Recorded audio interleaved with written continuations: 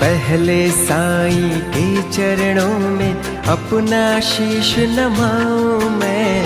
कैसे शिरडी साईं आए सारा हाल सुनाऊं मैं।